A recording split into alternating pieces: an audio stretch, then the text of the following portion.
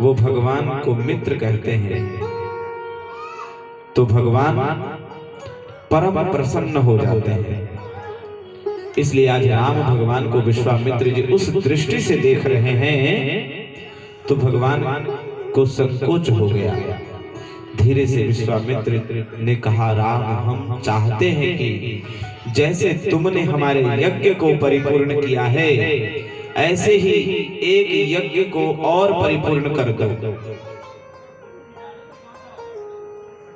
और उस यज्ञ का नाम है धनुष यज्ञ। अब विश्वामित्र जी राम जी को लेकर के कहां जा रहे हैं? धनुष यज्ञ में।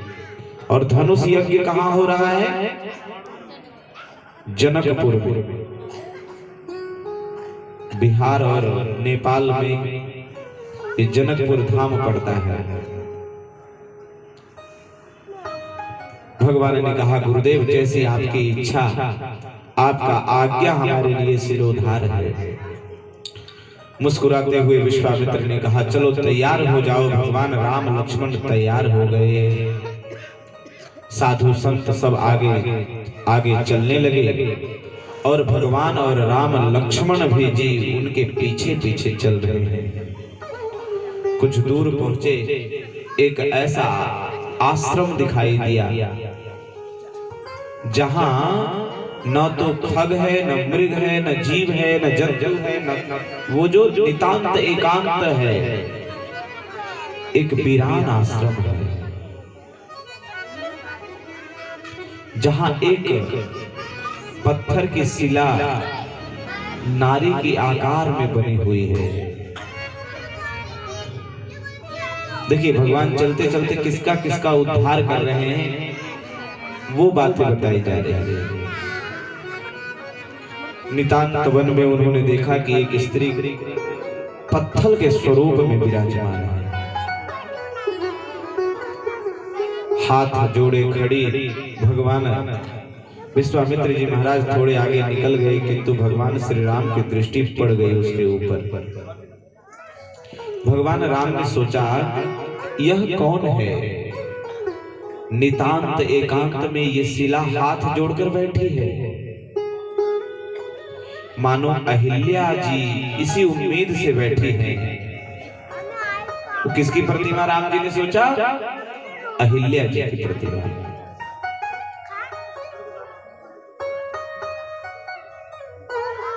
भले संसार ने मुझे त्याग दिया, लेकिन मुझे विश्वास है कि भगवान मेरा उद्धार करने एक ना एक दिन जरूर आएंगे, अवश्य पधारेंगे।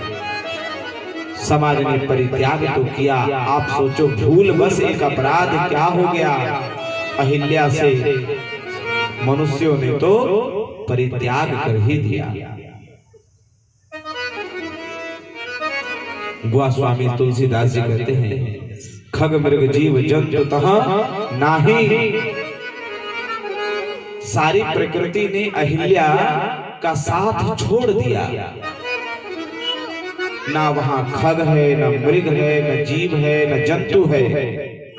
मानो वह बैठे बैठे यही सोच रहे हैं। उनकी जो प्रतिमा है, उन प्रतिमा से ऐसा व्याप्त हो रहा है। राम जी भी यही सोच रहे हैं कि पता हो इस वन में कोई भी नहीं है, घना घोर, न जीव है न जंतु है,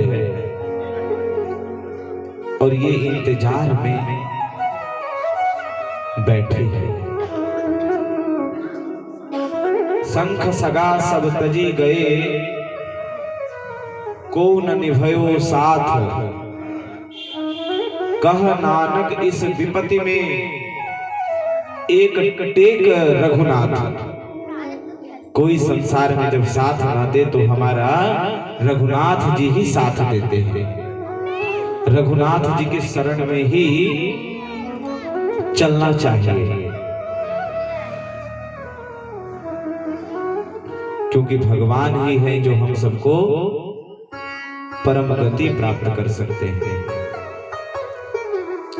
श्री रघुनाथ रउआ जगत के दाता हई। श्री भगवान रउआ जगत के दाता हई। श्री भगवान रउआ जगत के दाता हई। भगवान जो है वो सत्य में जगत के दाता है, ऐसे परम। क्योंकि देखिए संसार में इस तरह से कोई किसी का इंतजार नहीं करेगा। अगर किसी की घरेलू लड़ाई हो जाए ना, तो घर से लोग अगर बाहर चले जाएं तो घर वाले कहेंगे कोई नहीं 2-4 घंटे में आ जाए, कहाँ ठिकाना है इसे। लेकिन देखिए ऐसे नितांत वन में भगवान को आराध्य मानकर अहिल्या जी खड़े। श्री भगवान रउआ जगत के दाता हई। श्री भगवान रउआ जगत के दाता हई। जगत के दाता हई। जगत के दाता हई। जगत के दाता हई। जगत के दाता हई। श्री भगवान रउआ जगत के दाता हई। श्री भगवान रउआ जगत के दाता हई। श्री भगवान रउआ जगत के दाता हई। श्री भगवान रउआ जगत के दाता हई।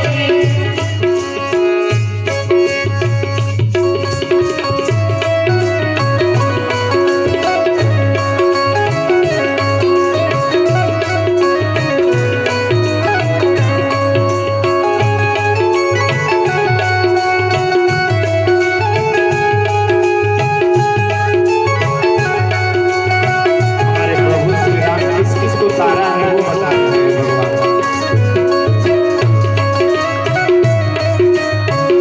श्री भगवान रउआ जगत के दाता हई। श्री भगवान रउआ जगत के दाता हई।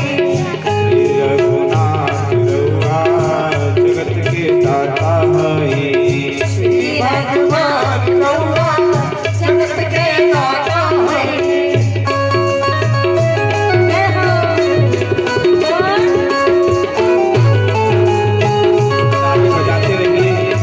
ताली से भजन गाने वालों को शक्ति मिलती है।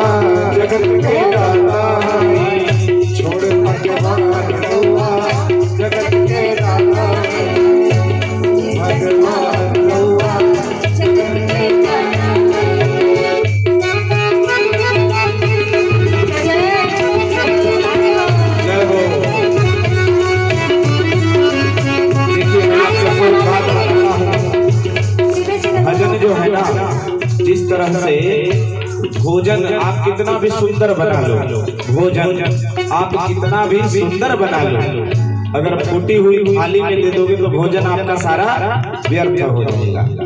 ठीक उसी प्रकार से भगवान का भजन में सुंदर ताली ना हो तो कोई फायदा नहीं। ठीक उसी प्रकार से बगीचा ले लीजिए आप, बगीचा कितना सुंदर हो सजा हुआ, और अगर उसकी रखवाली के लिए अगर उसमें माली ना हो तो उस बगीचे का भी कोई फायदा नहीं है, कुछ नहीं है, बगीचा भी व्यर्थ है।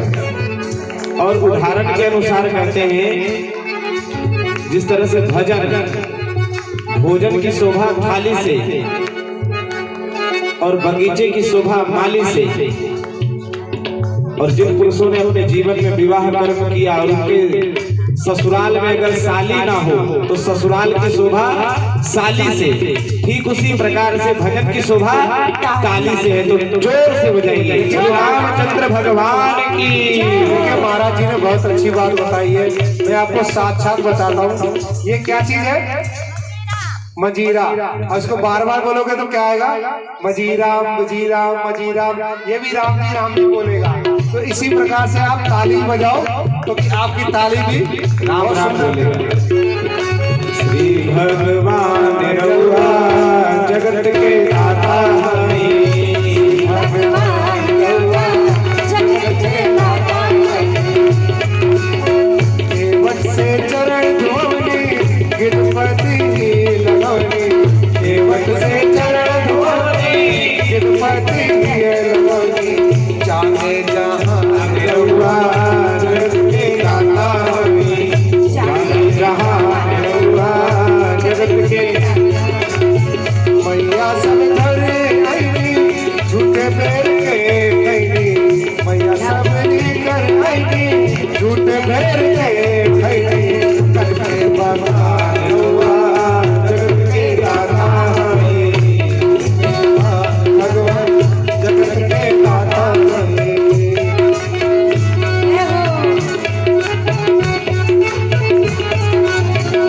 भगवान रउआ जगत के दाता हई, भगवान रउआ जगत के दाता हई। श्री भगवान रउआ जगत के दाता हई, श्री भगवान रउआ जगत के दाता हई, भगवान रउआ जगत के दाता हई, भगवान रउआ जगत के दाता हई। बोले रामचंद्र भगवान की, श्री हनुमान जी महाराज की, गोस्वामी श्री तुलसीदास जी महाराज की। तो हमारे भगवान बड़े करुणामयी हैं और करुणा निधि हैं, और भगवान सबके ऊपर निरंतर करुणा करते हैं, समदृष्टि से देखते हैं भगवान। अब विश्वामित्र जी के साथ साथ राम जी लक्ष्मण जी बड़ा सुंदर स्वरूप में रास्ते में चल रहे हैं, और अहिल्या जी की प्रतिमा को उन्होंने देखा। भगवान राम ने शिला से प्रश्न पूछा, उनसे पूछा गुरुदेव यह पत्थर की शिला कौन है? सकल कथा मुनि कहा विशेषी। सारी कथा विस्तार पूर्वक मुनि ने सुना दी। अब देखिए भगवान जिसके ऊपर कल्याण करना चाहते हैं तो कोई बहाना बना ही देते हैं भगवान। और यहाँ भी उस शिला का उद्धार करने के लिए भगवान ने, अब भगवान राम जी अहिल्या का उद्धार करना है तो भगवान कैसे बहाना बना रहे हैं? उसके उद्धार का, किसी का उद्धार तब होता है जब उसके अंदर भक्ति होती है, और भगवान राम गुरुदेव को उसके पास खड़ा कर रहे हैं, मानो उसे प्रथम भक्ति प्रथम अधिकारी बना रहे हैं। प्रथम भक्ति क्या है? गोस्वामी जी कहते हैं प्रथम भगति संतन कर संगा, प्रथम भगति संतन कर संगा। सकल कथा मुनि कहा विशेषी, सकल कथा मुनि विशेषी। कहा गुरुदेव जरा आप उसके समीप खड़े हो जाइए। हाँ, अब जरा आप बताइए कि यह कौन है। भगवान ने कहा कम से कम यह मेरी कथा नहीं सुन सकती तो मैं इसकी कथा सुन सकता हूँ। भगवान भक्त की कथा सुने या भक्त भगवान की कथा सुने, दोनों में कोई अंतर नहीं है। सारी कथा विस्तार से कह करके सुनाइए। गौतम नारी श्राप वस उपल देह धरि धीर, चरण कमल रज चाहती कृपा करहूं रघुबीर। गौतम नारी श्राप वस, श्राप दे दिया। अहिल्या जी पत्थर के रूप में विराजमान हो गए, लेकिन उनकी आस्था देखिए। उन्होंने कहा हे प्रभु ये गौतम की नारी है, इसे श्राप मिला है। श्राप के कारण ही पत्थर की शिला बन गई है। ये आपके चरणों का रज चाहती है। अगर आपके चरणों का रज से प्राप्त हो जाए तो ये पुनः शिला से नारी बन जाएगी। लक्ष्मण जी ने पूरी कथा को ध्यान से सुना और पूरी कथा सुनने के बाद कहते हैं गुरुजी एक बात बताएं, यह कथा है या व्यथा? आपने जो इतनी देर तक कथा सुनाया, मुझे ये तो उस बेचारी की व्यथा के सिवा कुछ समझ में नहीं आया। गौतम नारी श्राप वस, उसके श्राप मिला आप कह रहे हैं। मुझे पता तो लगता है कि यह व्यथा के सिवा और कुछ नहीं है।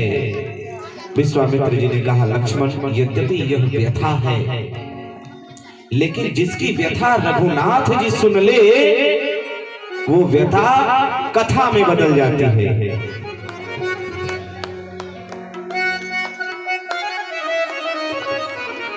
चरण कमल रज चाहती, अहिल्या क्या चाहती है? राम जी का रज, चरण का रज चाहती है। राम यह आपके चरण कमलों की रज चाहती है। भगवान ने कहा गुरुदेव मेरे बस की बात नहीं है, मैं ब्राह्मण की स्त्री के ऊपर और पैर रखूं यह तो नहीं हो सकता। क्योंकि राम जी किस वंश के हैं? सूर्य वंश के हैं और क्षत्रिय हैं। तो क्षत्रिय कभी नारी और ब्राह्मण पे पैर रखने का पाप नहीं करता है। लेकिन वहां तो तारणहारा भगवान का रज के लिए इंतजार कर रही है। विश्वामित्र जी कहते हैं हमको बुलाया ही क्यों? जैसे हम चले जा रहे थे वैसे जाने देते, वैसे ही तुम भी चले आते। क्यों देखा इस शिला को? और शिला को देखने के बाद आपके मन में जो प्रश्न उठा, उसके बाद की जो हमने व्यथा सुनाई, उस व्यथा को जब आपने कथा में बदला तो अब इसे भी चरण का रज दे दीजिए। गुरुदेव यही तो बात है। मेरा स्वभाव है जिसके ऊपर संसार वालों की दृष्टि नहीं पड़ती, उसकी दृष्टि, उस पर दृष्टि हमारी पड़ जाती है। महाराज समाज जिसके परित्याग मान लेता है, मेरी दृष्टि उसी के ऊपर पड़ती है। और भगवान की दृष्टि पाकर आपका ऐसा स्वभाव उदार करिए, यह आपके चरणों का रज चाहती है। भगवान ने कहा अच्छा एक बात बताओ, यह मेरे चरणों की रज ही क्यों चाहती है? विश्वामित्र जी ने कहा राम ये समाज का उपदेश देना चाहती है कि इसका पतन भी रजोगुण से हुआ है, किंतु जिस रजोगुण से इसका पतन हुआ है वो एक कम से जुड़ी थी, लेकिन आपके रज से इसका उद्धार हो जाएगा और संसार में एक नया और नव निर्माण ये उदाहरण देना चाहती है कि इंतजार करना भी व्यक्ति के लिए बहुत जरूरी होता है। इसलिए यह चरण कमल रज चाहती है, आपके चरण कमलों का रज चाहती है। प्रभु कृपा करके आप इन्हें अपने चरण का रज दे दीजिए। भगवान के एक एक अंग से कृपा बरसती है। चिदव कृपा कर राजीव नयना। भगवान किसी और देखे तो नेत्र की कृपा है, भगवान किसी के बारे में बोले तो वाणी की कृपा है, भगवान किसी को स्पर्श करे तो कर की कृपा है, भगवान किसी की कथा सुने तो श्रवण की कृपा है। धन्य है अहिल्या जी जिनके ऊपर भगवान की कृपा एक साथ बरस रही है। पूछा मुनि वाणी की कृपा, नेत्र की कृपा, सकल कथा मुनि कह विशेषी, श्रवण करने की भी कृपा प्राप्त हुआ। और भगवान ने इस प्रकार से कह करके अहिल्या जी का उद्धार किया।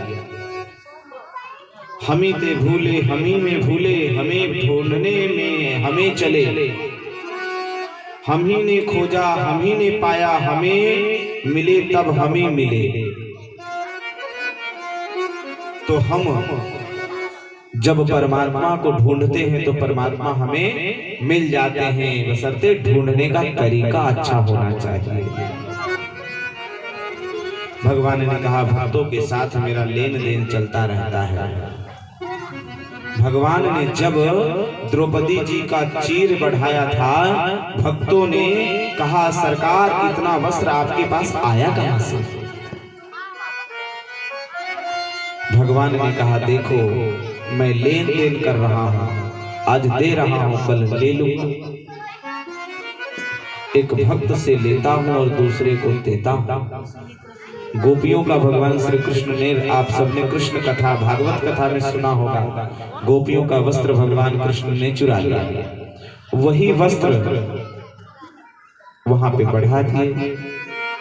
तो एक भक्त से लेना दूसरे भक्त को देना, ये सीखना है तो भगवान की कथा से सीखिए। एक बार भगवान श्री कृष्ण के उंगली में चोट लग गई। भगवान ने उंगली पर चोट लगी देखकर जितनी पटरानियां थी दौड़ने लगी। सोख सत्य भामा कियो और रुकमणि रोई धाय, बांधन को भट ढूंढती पटरानी कुलाई। जितनी पटरानियां थी व्याकुल हो गई, कह रही क्या हुआ, स्वामी को इतना चोट कैसे लग गया? भगवान की उंगली में चोट लगी, उसने बांधने के लिए वस्त्र ढूंढने लगती है। अब एक तो भगवान की उंगली से रक्त गिर रहा है और रानियां इधर से उधर भाग रही है, और कोई कपड़ा मिले इतने में देवी द्रौपदी बैठी थी। द्रौपदी ने अपने बहुमूल्य साड़ी के पल्लू को फाड़ दिया और फाड़कर भगवान कृष्ण की उंगलियों में लपेट दिया। भगवान श्री कृष्ण के नेत्रों में प्रेमाश्रु आ गए। भगवान ने कहा देवी इतनी छोटी सी चोट थी, इतनी छोटी सी चोट के लिए इतने बहुमूल्य साड़ी को क्यों फाड़ना पड़ा? द्रौपदी जी ने सहज और सरल और सजल नेत्रों से कहा प्रभु मैंने नहीं फाड़ा, चीर पीर देखकर अधीर, धागे ही स्वयं नाथ चीर छोड़ भागे। मैंने नहीं फाड़ा इस चीर को, तो सौभाग्य उन वस्त्रों का है जो भगवान के काम आ जाए। सौभाग्य इस शरीर का है जो ऐसे परम कथा को श्रवण कर रहे हैं। भगवान कहते हैं गुरुदेव हमारा भक्तों के साथ खूब लेन देन चलता रहता है। विश्वामित्र जी ने कहा कौन सी उधारी चुका रहे हैं? भगवान ने कहा मेरा एक भक्त है प्रहलाद ने मुझे पत्थर में प्रकट किया था, पत्थर से भगवान प्रकट किया और आज मैं पत्थर से भक्त को प्रकट कर रहा हूं, उसी ऋण को चुका रहा हूं और कोई लेन देन नहीं। देखिए भावना अगर दृढ़ हो तो भगवान पत्थर में भी प्रकट हो जाते हैं। सुर धनेर फेरे गण मांगत, मैं पद सुर सो स्वाद कहा है। गाली सबका अलग अलग होता है। इसी प्रकार से गली में सूरदास भिक्षा मांगने के लिए घूमते फिरते रहते हैं, लेकिन उनके पदों में जो स्वाद है वो सूरदास के पदों में और दूसरे पद में नहीं प्राप्त होता है। करताल मरजरी बजावती है, मीरा मतवाली सी याद कहां, राम कथा कितनों ने लिखी, तुलसी जैसी मर्यादा कहां। नरसिंह वसे प्रति खंभन में, पर काढ़न को प्रहलाद कहां। नरसिंह भगवान तो हर खंभे में बसे हैं, पर उन्हें प्रकट करने वाला भाव कहां। तो सबके पास भाव नहीं होता है, जिनके पास भाव होता है उन्हीं के पास भगवान होते हैं। छत्र छाया नहीं मिल पाई तो बिना भाव के भगवान की छत्र छाया कैसे मिलेगी भला। भाव नहीं मिला तो संसार की छत्र छाया से आप वंचित ना होना पड़े, इसलिए भगवान की भक्ति जरूरी है। भाव बिना संसार में, भाव बिना संसार में वस्तु मिले नहीं मोल, तो भाव बिना हरि क्यों मिले, भाव सहित हरि बोल। हरे राम रामा, राम राम हरे हरे, हरे कृष्ण कृष्ण, कृष्ण कृष्ण हरे हरे, हरे राम राम राम हरे हरे, हरे कृष्ण कृष्ण कृष्ण हरे हरे, हरे राम राम, राम राम हरे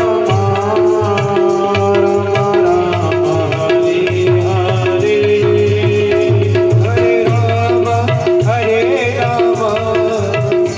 राम राम राम हरे हरे, हरे कृष्ण कृष्ण, कृष्ण कृष्ण हरे हरे, हरे कृष्ण कृष्ण कृष्ण हरे हरे, हरे राम राम, राम राम हरे हरे, हरे कृष्ण कृष्ण कृष्ण हरे हरे। और भगवान की भक्ति भाव अगर दृढ़ है तो पत्थर से भी परमात्मा का प्राकट्य होश होता है। अच्छा, दोनों बातें, भाव दृढ़ है तो पत्थर से परमात्मा दर्शन किए। पुनः एक बार की घटना है, एक सज्जन थे, शालिग्राम को अपने साथ रखा करते थे। उनका विशेष भाव नहीं था, लेकिन शालिग्राम में, लेकिन चलो इनकी वजह से सुबह शाम भिक्षा मिल जाती थी, ऐसा उनका भाव था। और बड़े भाव के साथ शालिग्राम भगवान को नहलाते धुलाते, पूजा पाठ करते, भोग लगाते। अब शालिग्राम है तो समाज देखता था, चलो कुछ ना कुछ इन्हें दे देते हैं, लेकिन शालिग्राम के लिए कोई भाव नहीं था उनका। कभी ऐसे ऐसे भक्त मिलते हैं कि भगवान के लिए सर्वस्व अर्पण कर देते हैं, लेकिन भगवान के प्रति उनका भाव नहीं रहता है। एक दिन वो सज्जन आटा लाए और किसी काम से वो दूसरी ओर चले गए। इतने में एक कुत्ता आया और आटे को जूठा कर दिया, उसके पैकेट को फाड़ दिया।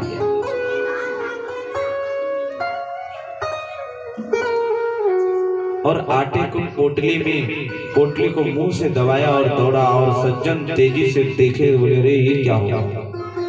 ये तो मैंने शालिग्राम जी के लिए लाया था और ये तो नाश कर दिया। चारों ओर ढूंढा और जब चारों ओर ढूंढने पर कुछ नहीं मिला, सोई शालिग्राम भगवान मिले। सो उठाया शालिग्राम भगवान को जोर से फेंक के मारा। अब भगवान की चोट खाली कैसे जाती, भगवान कुत्ते के मुंह में लगी। आटे की पोटली धड़ाम से गिर गई और दौड़े दौड़े गए, बड़े प्रसन्न हुए। एक साथ से आटे की पोटली उठाई और एक हाथ से शालिग्राम भगवान उठाया। देखिए भक्त कैसा है। शालिग्राम भगवान को और लेकर आए, भगवान शालिग्राम को रखा और उनके सामने बैठकर बोले, आज मन बड़ा प्रसन्न है, आटे की पोटली बच गई। प्रात करा स्नान पटा पर, प्रेम समेत तुम्हें पधराए। टिक्कर साग पूरी और खीर, प्रेम समेत तुम्हें पगवाए।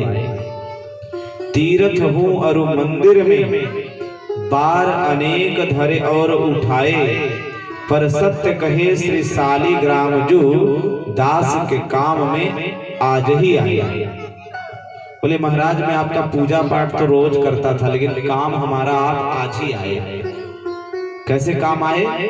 कुत्ता पोटली लेके जा रहा था और भगवान जी को ही उठा और भगवान जी को ही ले लिया। फटाफट व्यवस्था, ढेला के रूप में भगवान को मार दिया और बोला आज ही आप काम आए, इससे पहले आप कभी हमारे काम नहीं आए।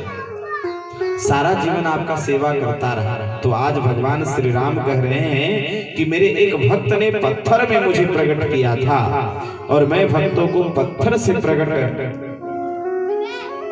उसका जो विश्वास था वो दृढ़ था। अहिल्या के शीश पर भगवान ने अपने श्री चरण कमल को स्पर्श कराया और भगवान अहिल्या का उद्धार कर दिया। पर सद पद पावन सोखन सावन, प्रगट भये तब कुंज सही।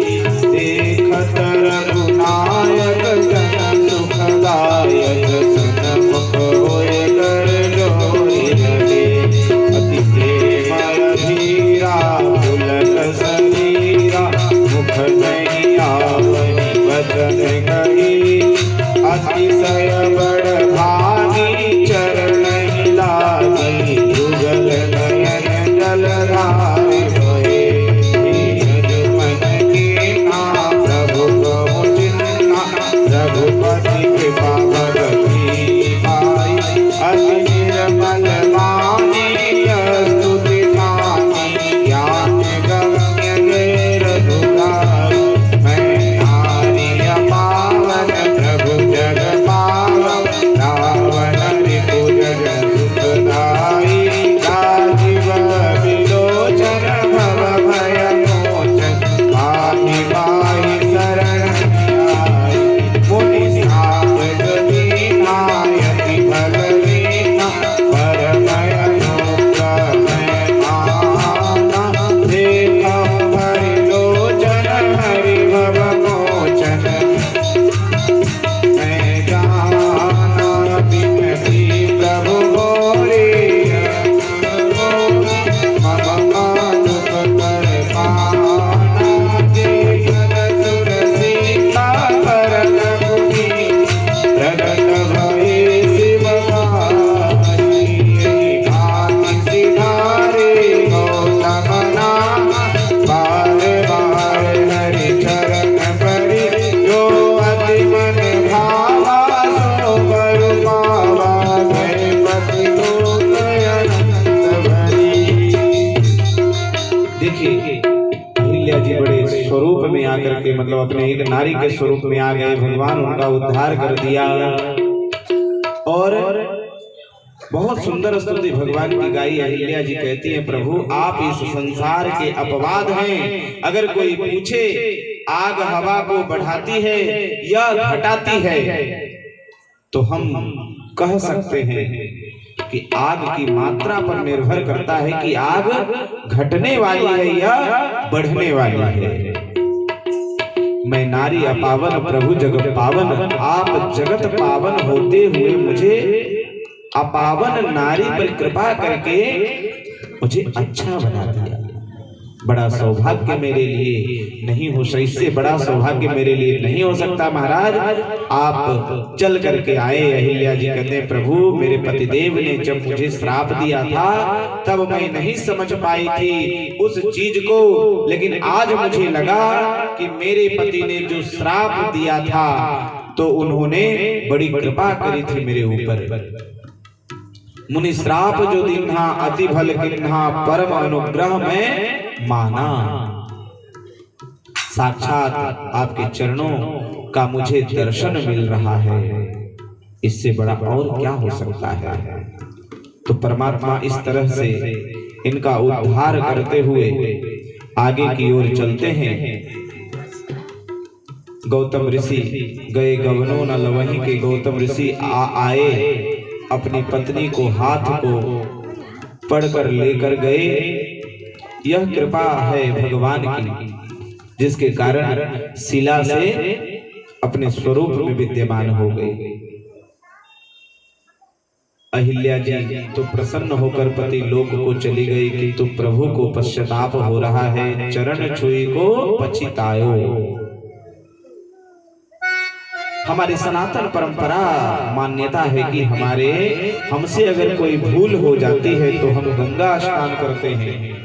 राम जी को लगा आज मुझे गंगा स्नान करना चाहिए और मुझसे अपराध हो गया है, इसलिए भगवान राम ऋषि मुनियों को लेकर कहां गए जहां जग पावनी गंगा,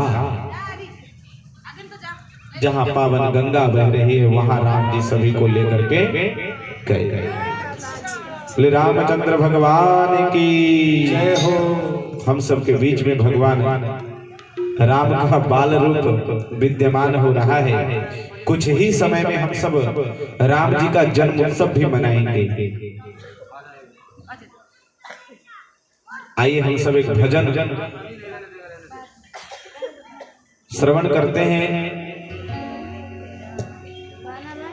चले राम लक्ष्मण मुनि संगा, गए जहां जग पावन गंगा। गच्छ सुनो सब कथा सुनाई, यही प्रकार सुर शरीर मही आई। और भगवान ने गंगा अवतरण की कथा सुनी। द्वितीय प्रभु ने संतों के साथ गंगा जी में स्नान किया। और तीसरा काम भगवान ने क्या किया, बोले विविध दान महादेव ही पाए। भगवान ने जो तीर्थ पुरोहित होते हैं उन तीर्थ पुरोहितों को भगवान ने धन देने का संकल्प किया। देखते हैं हम सब गंगा जी जाते हैं, कोई तीर्थ जाते हैं तो वहां का पुरोहित होते हैं जिन्हें पंडा के रूप में माना जाता है। उन्हें दान पुण्य करना बहुत जरूरी है। अगर तीर्थ में जाकर के आपने उन लोगों को दान नहीं दिया तो आपका तीर्थ करने का कोई फल नहीं प्राप्त होगा। वहां अगर आपके साथ कोई विप्र है तो विप्र को बेशक आप दे न दे उससे कोई मतलब नहीं, लेकिन जो वहां का पुरोहित है उनको दान देना बहुत जरूरी होता है। अब यहाँ प्रश्न उठता है कि भगवान के पास कुछ था ही नहीं तो भगवान ने क्या किया। तो बोले आज भी प्रयागराज आप आइए तो वहां के जो पंडा लोग होते हैं ना वह संकल्प करा लेते हैं। बस दान तो बैंक खाते में आ, आजकल देखते हैं स्कैनर लेके चलते हैं लोग कि ये लीजिए स्कैन कर दीजिए और भेज दीजिए। और संकल्प ही एक मूल है। अगर आप दान देते हैं और आपने संकल्प करके दान नहीं दिया तो दान का भी कोई गति नहीं है।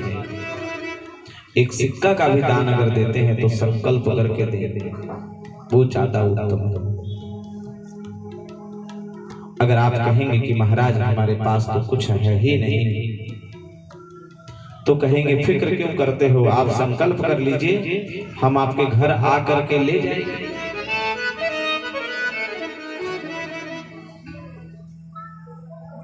यह परंपरा आज की थोड़ी है, यह परंपरा तो अत्यंत प्राचीन है।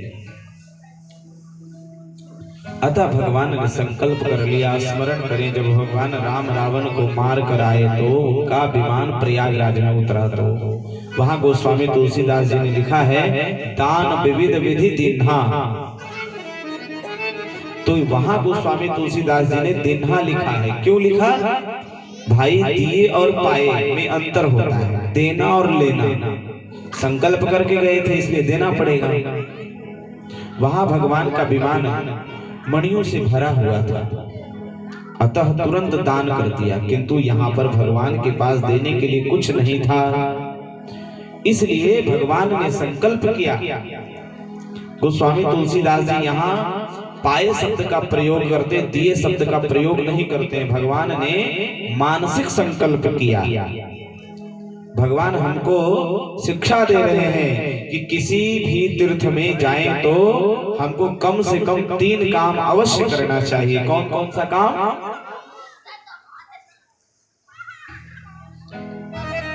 सबसे पहला, तीर्थ की महात्म्य को सुने कि जहां आप गए, मान लीजिए आप हरिद्वार गए तो हरिद्वार धाम की महिमा को सुनिए, क्योंकि महात्म्य सुनने से मन पवित्र होता है।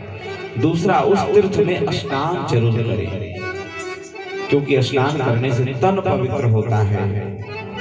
और तीर्थ में दान करें, क्योंकि दान करने से व्यक्ति का धन पवित्र होता है। तुलसीदास जी भी कहते हैं कि पक्षी जल को पिए घटे न सरिता नीर, और दान दिए धन ना घटे, जो सहाय रघुबीर। और अभी के समय में तो ये पटेल गार्डन ही अयोध्या मथुरा माया से कम नहीं हो रहा है। साक्षात राम जी की चर्चा, रामचरितमानस ऐसे सरोवर में जहाँ 4 घाट हैं, उसमें उस चारों घाटों पर हम सब बैठ करके कथा सुन रहे हैं। गधी सुन तब यह कथा सुनाई, गाधी सुनो सब कथा सुनाई।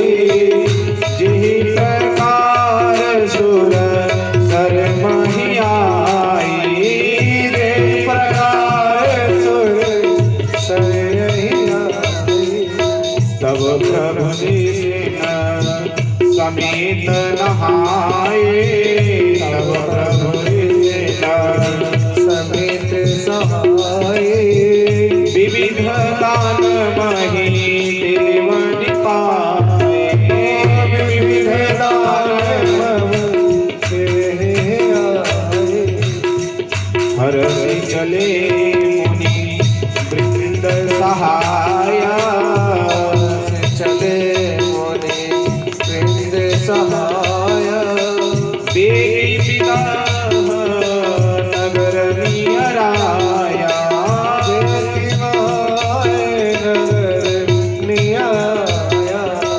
भगवान ने सुंदर स्नान करके गंगा मैया का अवतरण की कथा सुनी, स्नान किया, ब्राह्मणों को दान दिया। भगवान श्री राम का मन प्रसन्न हो गया। भगवान प्रसन्न मन से आए चले। जैसे ही भगवान मन प्रसन्न आगे चले, तुरंत ही जनकपुर नजदीक आ गई। अब भगवान राम जी जनकपुर में प्रवेश कर रहे हैं। एक सुंदर अनुपम अबराई देखकर विश्वामित्र जी ने भगवान राम से कहा कि राम, मेरा मन करता है कि हम यहीं पर ठहर जाएं। भगवान श्री राम ने तत्काल उत्तर दिया, भले ही नाथ जैसी आपकी आज्ञा, आप आगे आगे हम पीछे पीछे। भगवान राम ने तत्काल विचार किया कि चलो गुरुदेव की आज्ञा है। समर्पण भाव से भगवान श्री राम को आने आगे गुरुदेव के प्रति ऐसा ही समर्पण हर शिष्य का होना चाहिए। आज के डेट में अगर टीचर विद्यार्थी को कहे कि चलो आज यहीं रुक जाओ, तो विद्यार्थी कहेगा ना ना ना, हमें घर जाना है भैया, मेरे माँ बाप इंतजार कर रहे हैं। लेकिन दशरथ जी ने कह दिया था कि आज से ही आपका पुत्र है। अपने गुरु के प्रति ऐसा ही विश्वास होना चाहिए। विश्वामित्र जी ने कहा कि हम यही आम की अमराई में ठहर जाएं। तब भगवान श्री राम ने एक बार भी विचार नहीं किया। गुरुदेव जैसी आपकी आज्ञा। और विश्वामित्र जी भगवान को समाचार जैसे ही जनक जी महाराज को मिला, जनक जी महाराज विश्वामित्र जी का दर्शन करने के लिए आए। संग सचिव सुचि भूरि भट भुसुर बर गुरु ज्ञाति चले मिलन मुल्क नहीं मुदित राव यही भांति। जनक जी दर्शन करने के लिए विश्वामित्र जी के पास आए और विश्वामित्र जी के चरण कमलों में अपना मस्तक रखकर प्रणाम किया कि नहीं प्रणाम चरण धरे माथा, और उनके चरणों में अपना माथा रख दिया। यही ज्ञान की सार्थकता है। ज्ञान वही है जो आचरण में आए। राम कथा भी वही है जो आप श्रवण करके अपने जीवन में उतारना, तब श्रोता और वक्ता का कल्याण है। नहीं तो इतनी ठंडी में रजाई का त्याग करके आप लोग यहाँ बैठे हुए, रजाई भी बेचारा सोच रहा होगा घर पर कि देखो राम जी इनके लिए बहुत प्यारे हैं, लेकिन रजाई प्यारा नहीं है। आने तो रात को बताएंगे। तो राम जी की अगर कृपा होगी तो रात में भी रजाई ठीक रहेगी, और राम जी की कृपा होगी तो बिना रजाई का भी ठंडा कट सकता है।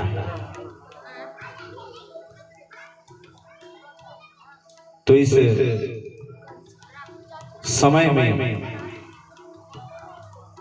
विश्वामित्र जी महाराज परम ज्ञानी हैं और जनक जी महाराज भी परम ज्ञानी हैं। दोनों ज्ञान के भंडार हैं। ऐसे परम ज्ञानी दोनों एक साथ एकत्रित हुए। लेकिन महाराज विश्वामित्र जी ने चरण में मस्तक रखकर प्रणाम कर रहे हैं, मानो हमको यह शिक्षा दे रहे हैं कि सच्चा ज्ञान वही है जो हमारे आचरण में आ जाए और ज्ञानी को ज्ञानी देख करके एक दूसरे के समर्पण भाव हो जाए। और कहते हैं कुशल प्रसन्न करहि बारहि बारा, कुशल प्रसन्न बारहि बारा, विश्वामित्र मुनि बैठारा, विश्वामित्र मुनि बैठारा, कुशल प्रसन्न करहि बारहि बारा, कुशल प्रसन्न करहि बारहि बारा, विश्वामित्र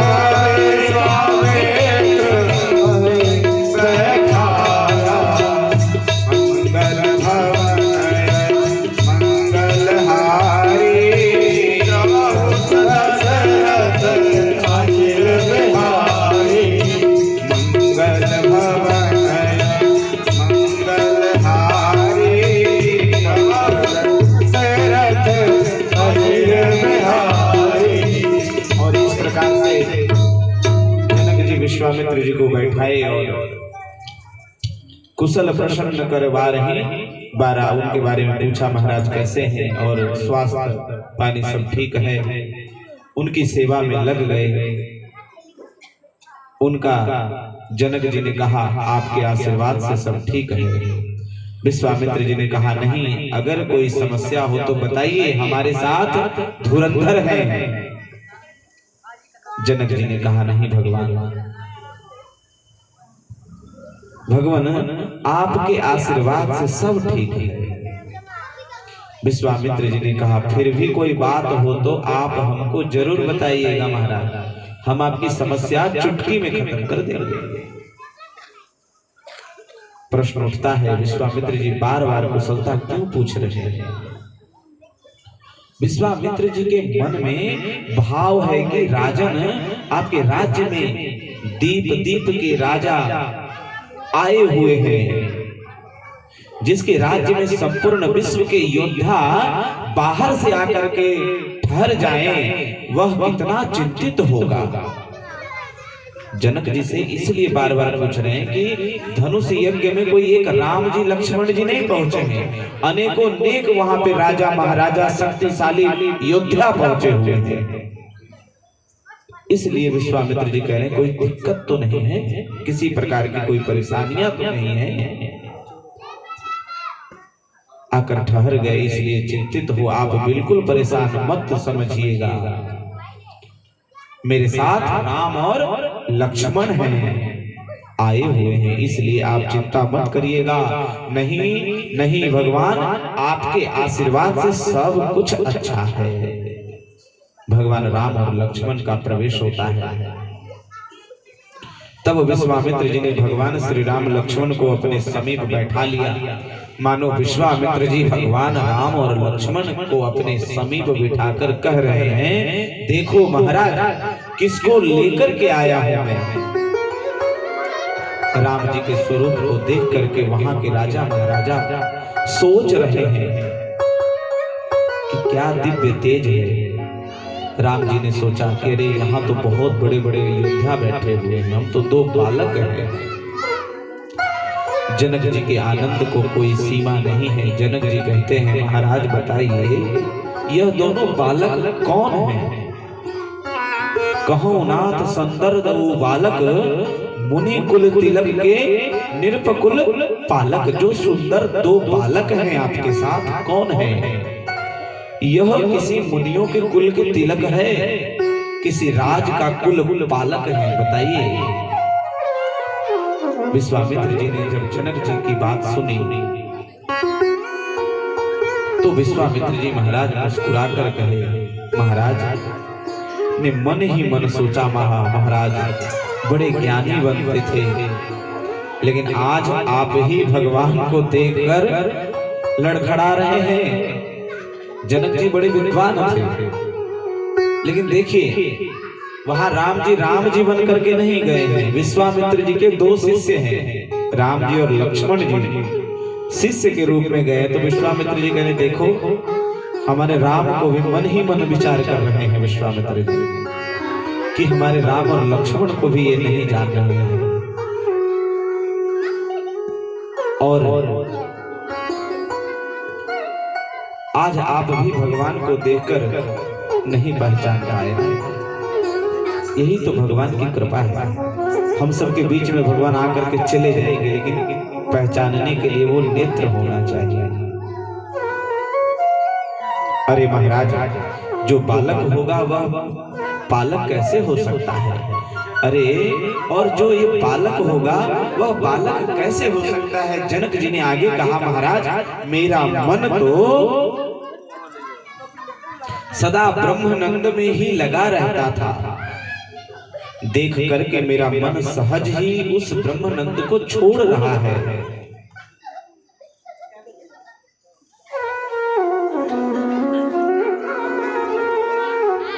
इन बच्चों को भी संभाल लो।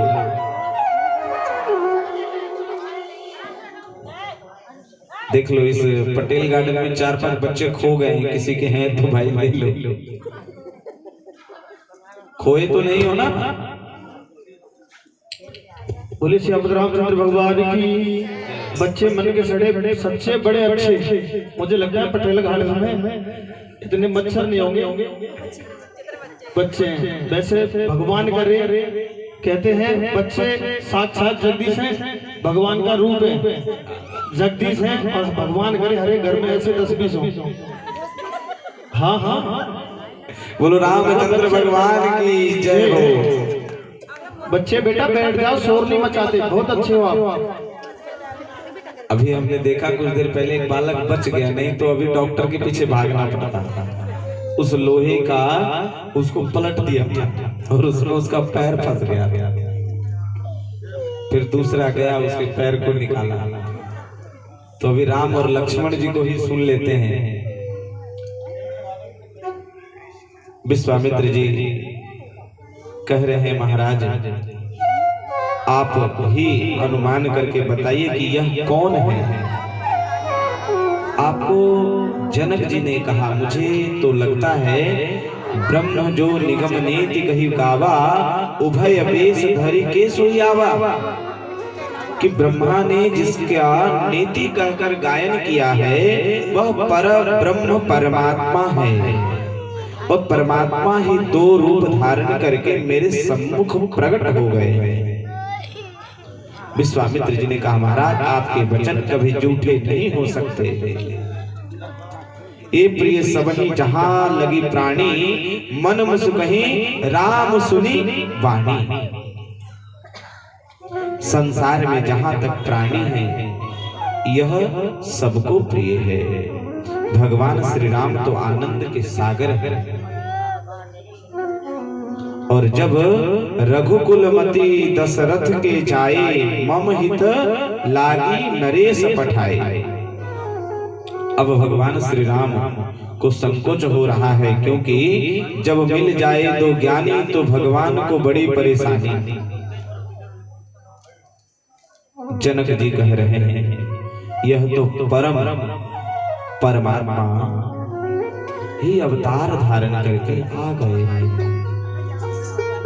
और विश्वामित्र जी कह रहे हैं कि आपके वचन झूठा नहीं हो सकता है। दोनों ज्ञानी मिलकर के भगवान तत्व का निरूपण कर रहे हैं। भगवान ने कहा यह बाबा लोग ऐसे नहीं मानेंगे, तो मुस्कुरा दिया। और भगवान के मुस्कुराते ही भगवान की माया ने दोनों को मोहित कर लिया। तब विश्वामित्र जी कहते हैं महाराज ये दोनों बालक राजा दशरथ के पुत्र हैं। मेरे हित करने के लिए इन दोनों को मेरे साथ में भेजा है। इन्होंने मेरे यज्ञ की रक्षा की है। जनक जी ने कहा महाराज अच्छा ये 2 बालक आपके यज्ञ की रक्षा करती है? बोले हाँ हाँ, इन्हें साधारण ना समझें आप।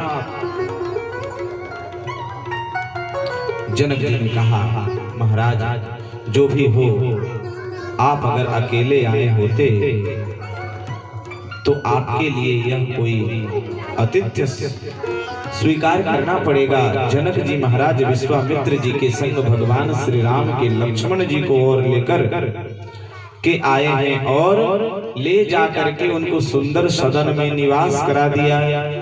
देखिए जनक जी महाराज ज्ञानी हैं, उनको भली भांति यह ज्ञान है कि जब विश्राम करने हैं तो विश्राम का स्थान होना चाहिए। और भक्ति के ही भवन में विश्राम करते हैं। सीता माता के भवन का नाम है सुंदर सदनु। जनक जी महाराज सीता जी के पास गए और बोले बिटिया आज तुम अपनी माँ के पास विश्राम कर लो। देखिए राम जी का विश्राम कहाँ हो रहा है, सब परमात्मा की लीला है। आज तुम्हारे इस भवन में हमारे मेहमान आए हुए हैं, वही रुकेंगे आज। सीता जी अपनी माँ के भवन में चली गई और जनक जी ने भगवान श्री राम लक्ष्मण और गुरुदेव के प्रणाम करके माता पिता के सुंदर सदन में ही निवास दिया। सीता जी अपनी माँ के भवन में चली गई। यही जीवन का परम लाभ है। भगवान भक्ति के भवन में आए और भक्ति हमारे हृदय में आ जाए, ऐसा भवन हमारा हृदय में बन जाए तो फिर किसी बात की चिंता नहीं होती है। बस जीवन का परम कल्याण होता है। लखन हृदय लालसा विशेषी, लखन हृदय लालसा विशेषी, जाय जनकपुर आहहि देखी, जाय जनकपुर लखन हृदय लालसा विशेषी, जाय जनकपुर आहहि देखी, जाय जनकपुर आहहि देखी। नाथ लखनपुर देखन चाही, नाथ लखनपुर देखन चाही, प्रभु संकोचकर प्रगट न कहाही, प्रभु संकोचकर प्रगट न कहाही। लक्ष्मण जी कहते हैं गुरुदेव, लक्ष्मण नगर दर्शन करना चाहता है। अगर आपकी आज्ञा हो तो लक्ष्मण यहाँ का नगर का दर्शन कर ले। गुरु जी बताओ लक्ष्मण।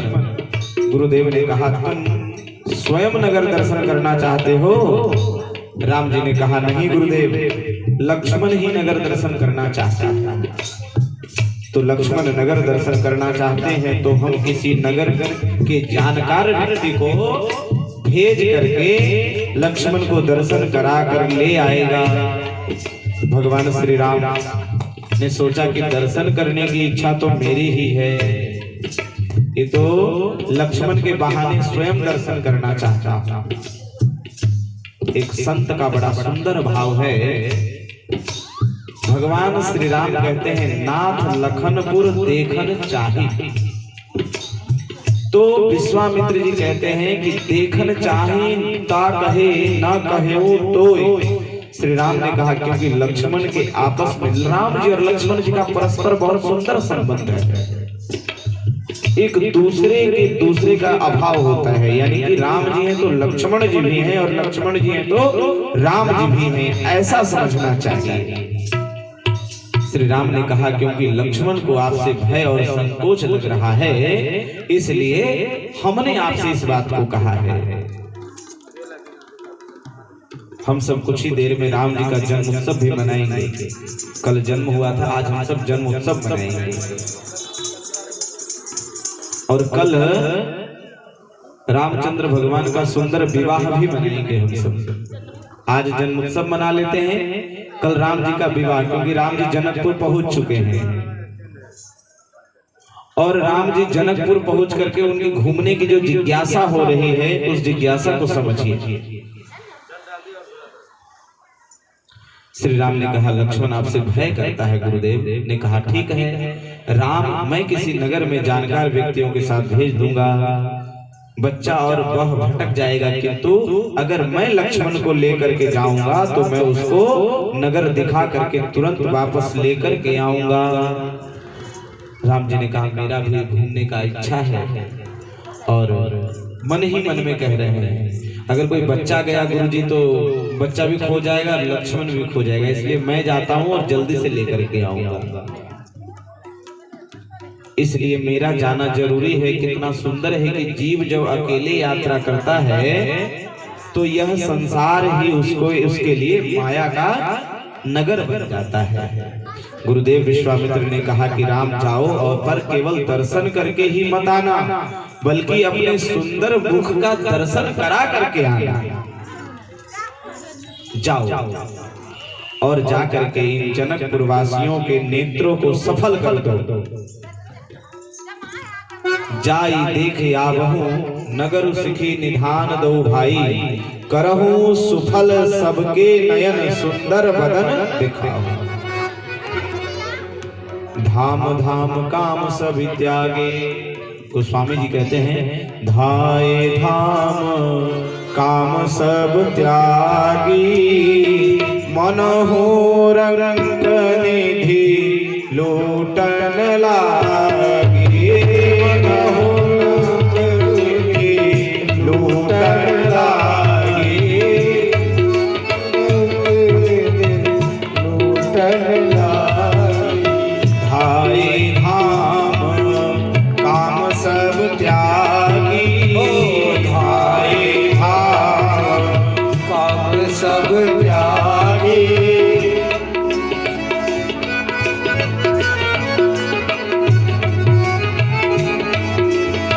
जो व्यक्ति जिस काम में लगा हुआ था काम धाम छोड़ करके भाग चले, ऐसा लग रहा है कि मानो जन्म की दरिद्री खजाना पा गए हैं। इसी भाव में सब भगवान का दर्शन कर रहे हैं। कितनी माताएं हैं वह सब परमात्मा के सौंदर्य का बखान कर रहे हैं। कहूँ सखी यस को तनु धारी कहूँ सखी यस ओ तन धारी जो न मोहय रूप निहारी जो न मोय रूप निहारी। कहूँ सखी यस कीर्तन धारी कहूँ सखी यस कीर्तन धारी जो न मोहय रूप निहारी जो न मोय रूप निहारी। और कहते हैं कि अरे सखी संसार में ऐसा कौन होगा जो राम के स्वरूप को नहीं निहारता होगा। कितने सुंदर है राम, राम की सुंदरता का कोई बखान नहीं है। और क्या कहते हैं, जासु त्रास डर कहूँ डर होई जासु त्रास डर कहूँ डर होई भजन प्रवाह दिखावत सोई भजन दिखावत सोई मंगल भवनय मंगल हारी मंगल भवनय मंगल हारी द्रवहु सुदशरथ अजर बिहारी द्रवहु सुदशरथ अजर बिहारी द्रवहु सुदशरथ